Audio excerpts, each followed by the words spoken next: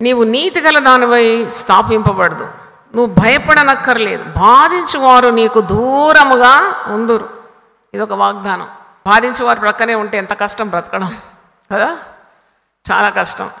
Those are persecuting you, those are creating problems for you. If they are very close to you, life will become hell. కానీ అటి వారిని దేవుడు దూరం విసిరి కొట్టేస్తాడట. నిన్ను బాధించే వారందరూ దూరం చేస్తాడంట దేవుడు. దేవునికి స్తోత్రం, హల్లెలూయా, చప్పట్లు కొట్టి దేవునికి స్తుతించండి. ఇది ఒక పెద్ద వాగ్దానం, మీరు పొందుకోవాలి. బాధించువారు నీకు దూరముగా ఉందురు. అందుకే నీవు భయపడనక్కర్లేదు. భయపడొద్దంటాడు, భయపడకుము అంటాడు. ఎంత ఓదార్పండి దేవుని మాటల్లో.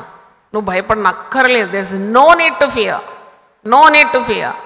This God can chase your enemies. నువ్వు భయపడే వ్యక్తులు ఇక మీదట నువ్వు చూడలేవు.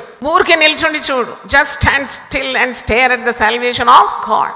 ఇప్పుడు చూస్తున్న ఈ శత్రువులను మరి రేపు చూడు. నిజంగా ఎర్ర సముద్రం పాయలైంది, దేవుని బిడ్డలు నడిచిపోయినారు, సముద్రం మూయబడింది. శత్రువులు కూడా ప్రయత్నించినారు రావడానికి. శత్రువులు సముద్రంలో అడుగు పెట్టగానే సముద్రం ఏమైంది? మూయబడ్డది. శత్రువులందరూ, ఫరో రథములు, గుర్రములు అందరూ దాంట్లో మునిగిపోయినారు. అంటే నేడు చూస్తున్న వ్యక్తులను ఇబ్బంది నిన్ను పెడుతున్నారు ఎవరన్నా? దేవుని బిడ్డవా నీవు? దేవునితో బంధం కలిగి ఉన్నావా? Are you having a strong bond between you and God? Are you talking to God? God is talking to you. You have an eternal bond with God. No enemy can stand by your side.